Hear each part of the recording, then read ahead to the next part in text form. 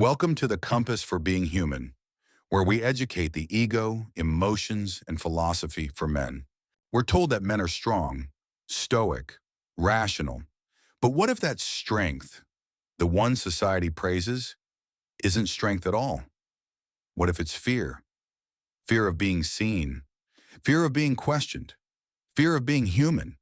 From a young age, men are trained to fear vulnerability, to mistake reflection for weakness, and to build an identity around control. But when your worth depends on never being wrong, never being soft, never being emotional, that's not strength. That's fragility dressed as confidence.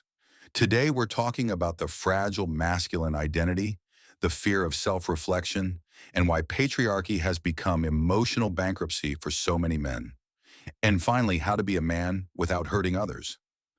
Masculinity, as it's been defined for centuries, is built on performance. You prove you're a man by how tough you are, how much you earn, how little you feel.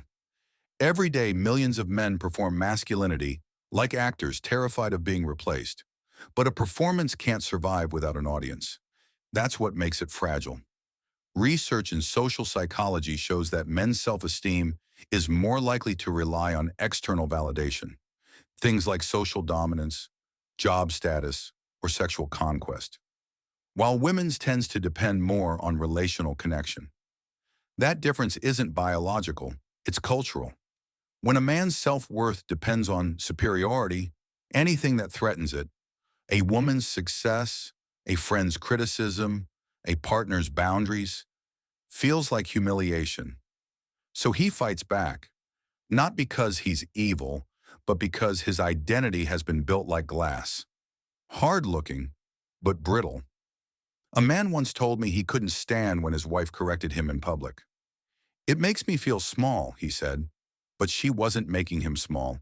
She was showing him something he didn't want to see.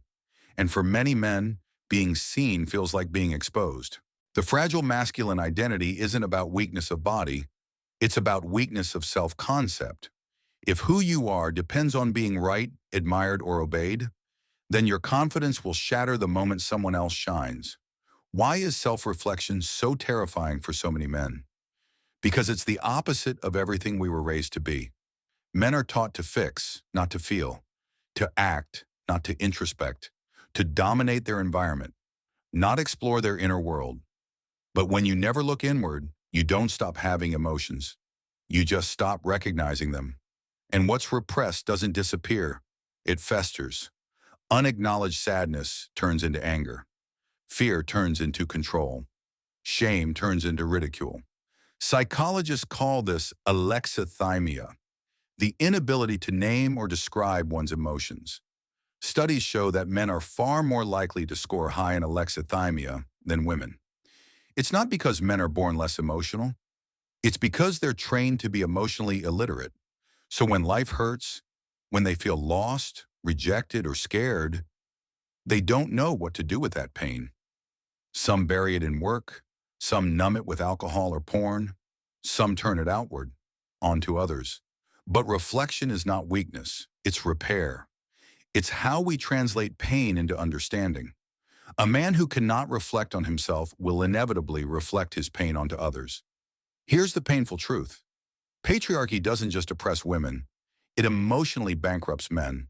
It convinces men that their power is proof of worth, their dominance proof of manhood. But power without empathy is empty. Patriarchy tells men to suppress emotion, to reject intimacy, to value control over connection. The result? Emotional debt. Every time a man avoids feeling, he's borrowing peace from his future self. Every time he hides behind anger instead of honesty, he's taking out another loan. Eventually, the interest compounds: loneliness, anxiety, burnout, depression. Sociological data backs this up. Men in highly patriarchal cultures report lower life satisfaction and higher rates of substance abuse and suicide. They're more likely to die from preventable illnesses, less likely to seek help, and less capable of sustaining long-term friendships. That's not winning. That's emotional bankruptcy. Patriarchy promised men control, but it took away connection. It rewarded dominance, but stripped compassion.